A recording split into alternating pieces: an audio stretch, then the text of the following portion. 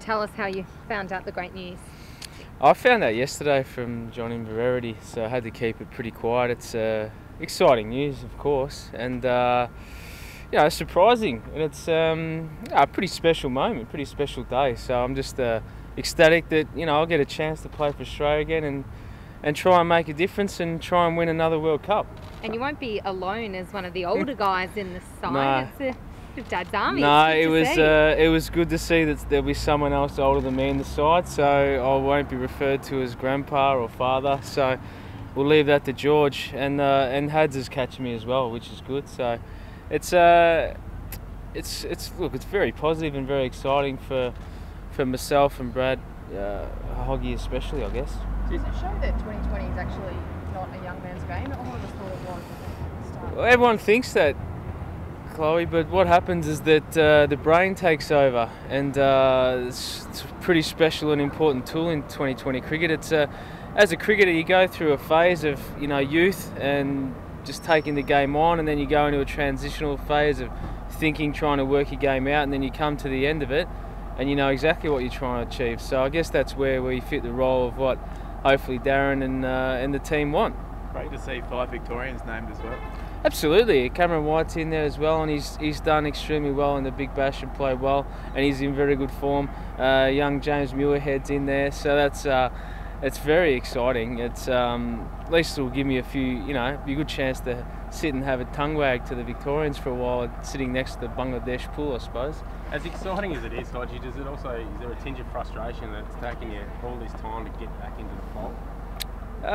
Not really. I suppose I was joking with someone today, saying that it's a little bit like the icing on the cake. It's just that the cake's been in the oven for a very, very long time. But this is my cricket path. My cricket path's been very fruitful for me. I've enjoyed every minute of it. It's had its up and downs like every sporting career, and I've been able to play in all parts of the world, IPL, including Bangladesh. So I have played in the Bangladesh Premier League twice. So maybe this is more like a home ground advantage than not. Where does it rate, because you've been to a World Cup before? Yeah. I think you played through the early games. Yeah. So you kind of know what to expect, but in terms of career, I think that 2007 World Cup was probably one of the better sides I've ever played in my life. It was a phenomenal cricket side, and moving forward now, this one looks like not only the T20 but the Test side. Is on a high over in South Africa leading into this series. It's a very, very fun and exciting time to be playing cricket for Australia, and I'm just happy to be part of it. Is it any special than last time? Probably not. I had a great time when I was running around like a 20-year-old fielding here at the MCG, a week and a half ago. So I'm just looking forward to whenever you don the colours on. There's no special moment. There's been plenty of highlights in my career, playing here Boxing Day Test, first Test, playing T20 for Australia, one-day cricket for Australia. So many highlights, and this will be probably pretty high up there, I would have thought, in terms of achievement. In terms of my own personal longevity in the game. Have you seen the photo on Cricket Australia's website, 3 men and a baby? Yes, I have, and I saw that baby, and I think it was James Muirhead, I think I caught it. And look, it's probably a fair point, and I guess we'll have to look after him. Well, I leave a family, I have to go away and leave my wife and 2 kids there, so I guess it's only fair that I pick the slack up and father Jimmy while I'm away.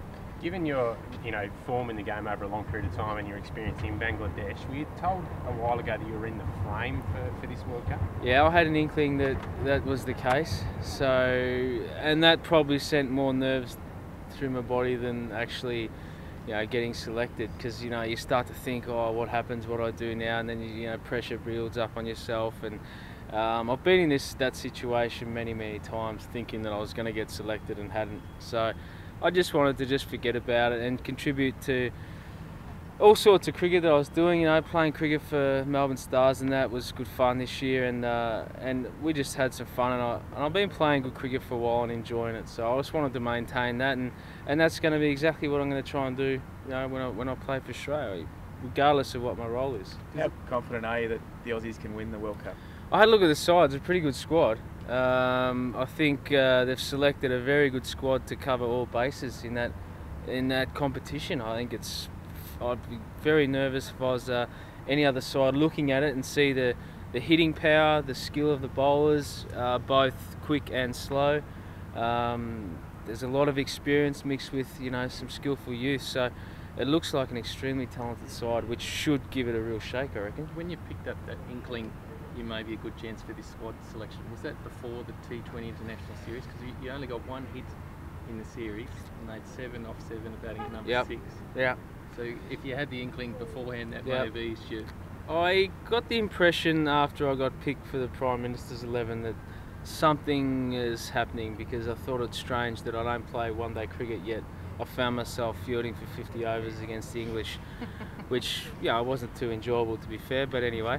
And I thought, why has that happened? And I thought there might be something cooking, and then my wife said, it's probably going to happen, because that'll take you away for another couple of months of the year, and she says that things like that happen all the time. So I was more hopeful and wishful, and just looking forward to playing well and doing something special in Darren Lehmann's era, because it looks like everyone's really enjoying their cricket and having some fun, and I'm looking forward to being a part of it. Mixed messages from selectors have long frustrated a lot of players when they said a while back that they weren't picking older blokes, and now we find a 36, 39 and a 43-year-old in the side. Does it stagger you a bit? When you look back, it hurts a little bit, absolutely, because you sort of think, well, how can one regime look at it one way and another looks at it in a different manner? Runs are runs, and performances are performances. But, in sport, there always is that time frame of, how long does a sportsman actually last and can contribute. But, we've seen lately that, good players are getting better as the 30s come along, and as players anyway, as batsmen. So it's you look back and you say, well, that's the path that was presented. Unfortunately, you can't do anything about it. Can't wind back the clock and have another shot at it. But look, it's good. I'm just happy that this opportunity has come around from this regime. Just back to what Chloe was saying before, in terms of being older and being able to really have an impact. And in some ways, does the format lend itself to that, because you're not out there all day fielding, and it's more dynamic, and you're out there for a short amount of time and have to make the most of it? Yeah, it does allow that. It's great entertainment. It lasts for 3 hours, and then you can chill out and go home, I suppose. But the hard thing is that you actually got to fill the day. So looking after the kids and all that sort of stuff throughout the course of the day, getting to 7:30 and being tired by the time the game comes around is pretty tough. But it is great to be able to contribute in that short form, because that's half the reason why I gave away 4-day cricket. One, I had no ambition to play Test cricket anymore, because I thought my time was lost, and also it was taking 4 days out of my life with my family, and 2020 lends itself to that. And I bring my kids and family to watch the games, and it's great entertainment, and that's exactly what it's aimed for. And for me to be part of it and keep going at it is a bonus. Hodge, you say you're excited to be part of the Lehmann regime. From the outside looking in over the past few months, what have you made of the rejuvenation of Aussie cricket? Because, as you say, it wasn't that long ago where we were basically embarrassed in England under a different coach and such a quick turnaround. Yeah, well, the skill of the players is always there. You just have to manufacture that skill and get the best out of the players, on that given day, and that's exactly what I think Lehmann's done. And he's doing a good job, and a happy cricketer is a good cricketer, and it seems that everyone under his influence and under Michael Clarke or George Bailey or whoever's captaining seems to know exactly what their role is, enjoying their freedom and being 100% backed by whoever's on the field. So I think that gives any sportsman a great deal of encouragement to play how they want to play. So essentially, it's amazing what a bit of positivity from the coaching staff can do. Look, I'm not sure what's happened in the past, but he's clearly made a difference. I'm not sure. I can't pinpoint exactly what that difference is. You'd have to ask the guys that have been there for a period of time. But I know for a fact that a lot of them seem very comfortable and happy in the position that they're in. So it means that things are working well. Last week, Chloe. So you were talking before about the importance of brain power and some wise older heads in the T20 game. Do you think that's partly because the game happens so quickly and so dynamically, and compared to the other forms, you haven't got the chance to come off the field or get messages out or have someone to hold your hand? You have to work that all out for yourself.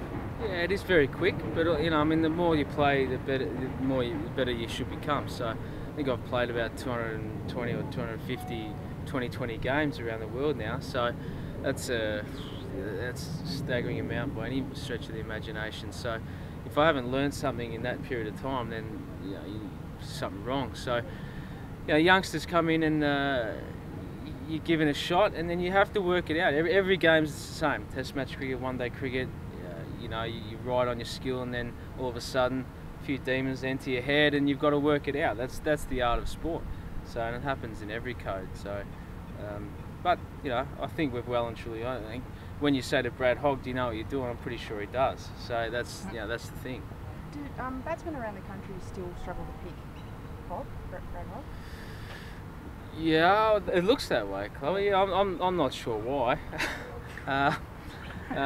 He's got a very skillful wrist, and it has been hard to pick. And I suppose I'm generous because I've been with him at Rajasthan and played in the nets with him 100 times. But people struggle, and that is the skill. And he's very talented, and he doesn't bowl many bad balls, and that's exactly why he's been selected. His economy rate is about 5.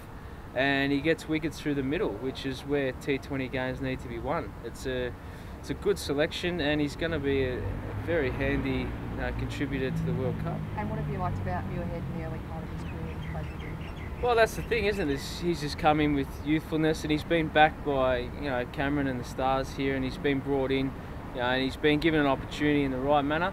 And I think that he'll benefit from having Hogg there with the experience, and I feel sorry for him because he's probably going to have to listen to him for about 7 hours a day. So I've learned to turn off from Hoggy. I spent 2 months with him at Rajasthan, and I just bought some earplugs and put him in after about the first 20 minutes. But poor Jimmy, he'll have to. It's a spinner's culture. Once you're in, you're in. So he'll learn a lot from Hoggy. It'd be a pretty good partnership.